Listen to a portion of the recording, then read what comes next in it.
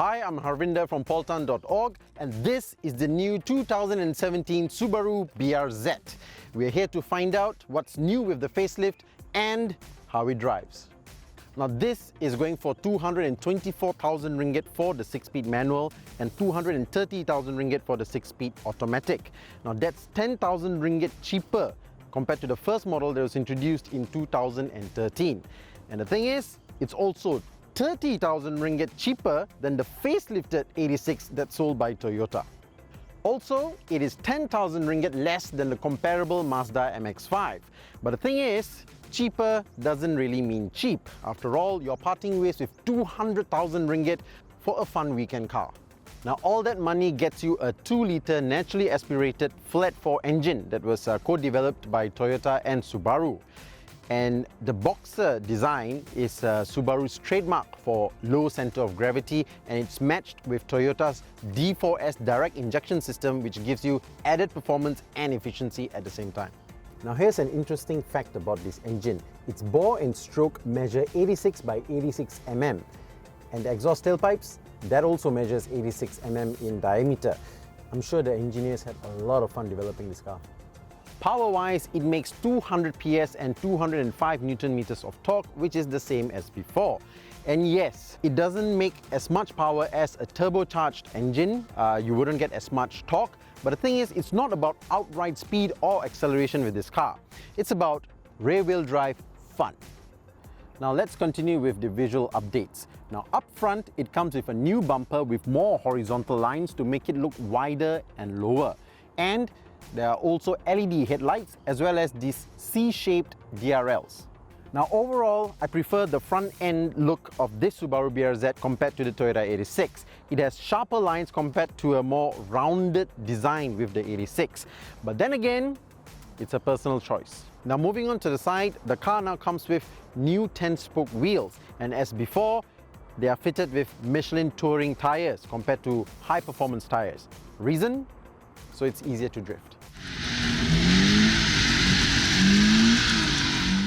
Now moving on to the rear, this facelifted BRZ comes with updated LED taillights, and unfortunately to me, it feels a bit aftermarket. And while the facelifted Toyota 86 comes with a new bumper, this still maintains the old one. And it is also supposed to get an updated spoiler, but unfortunately, it's not available for our market. So overall, the rear looks a bit kosong.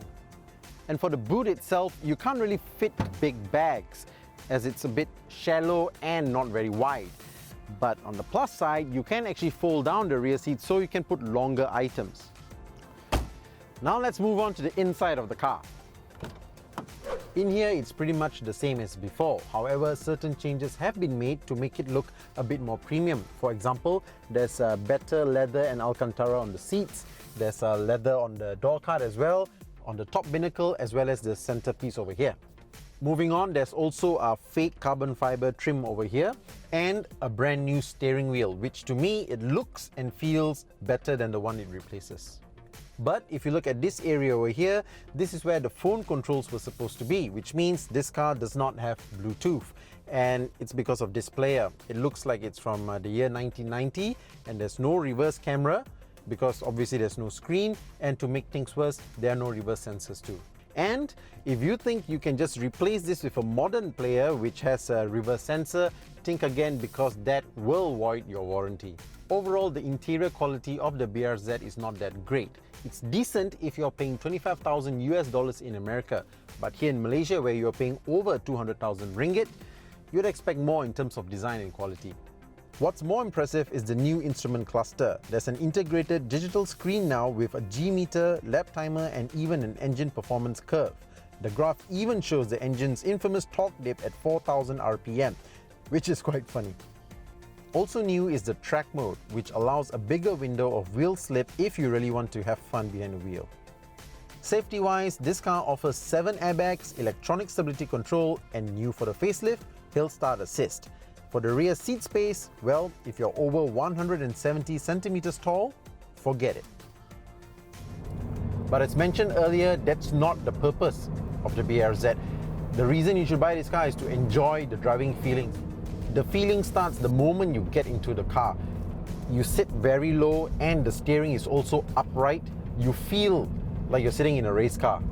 And talking about steering, this car comes with an electric power steering, but it doesn't feel light. The feel is very nice, the weight is very nice. It's very nice to be used around winding roads and so on. Now, power-wise, on paper, it gives you 200 PS, but it doesn't feel all that powerful. You have to make the engine work really hard to give you all that power. Now, you might be thinking that you can get more power from a turbocharged engine. True, but the thing is, it's very easy to get that power from a turbocharged engine. With this car, you have to earn it. And when you actually do, it's a very nice feeling. It's not about the outright power, it's about the way it makes you feel. When you are driving this car, it is asking you to become a race car driver. Drive it like you're driving a race car. It wants you to rev all the way up to 7,000 plus RPM, change gear, and when you approach a corner, slow down, downshift, heel and toe, and so on. It wants you to be a precision driver, right? For example, in terms of handling and so on, it wants you to take the lines properly, like as if you're driving on turns 5 and 6 at the Sepang circuit. It's very rewarding. It rewards you when you drive like that. That's the interesting part about this car. Now, even the gear shifts is very nice. The weight of the gear lever has been precisely made, so the feeling is right when you upshift, when you downshift, the feeling you get when you hold the gear lever, the height of the gear lever, everything was taken into consideration when this was made. And talking about gear levers, I personally recommend, if that you are going to get this car, you should get the one with a manual gearbox, because remember the whole story about the driving feeling and the reward and so on. If you get an automatic, it takes away a lot of it. This is very nice. Now, the other thing that's obvious about this car is that it's so easy to drift. If you are looking for a car to learn how to drift, to learn how to go sideways, this is the car for you. Because of the way it is set up, and also because of the obvious fact that it is a rear-wheel drive car, it's very easy to drift, but at the same time, it's also difficult to maintain a drift. So it's not easy or not very hard at the same time, so there is a balance.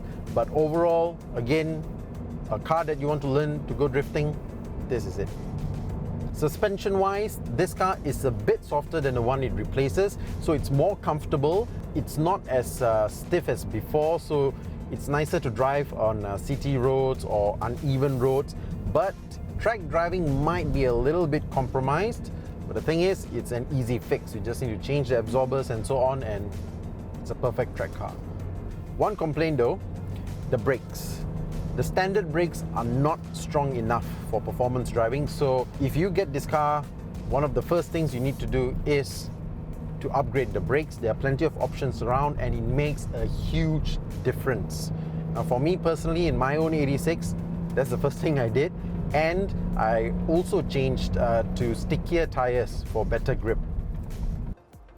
Well, there you have it, guys, the 2017 Subaru BRZ. If you can look past its interior and its low-end torque, it is still a fantastic car to drive, even though its basic model is over 5 years old now. But what do you think? Share your comments below, and I'm Harvinder, signing off.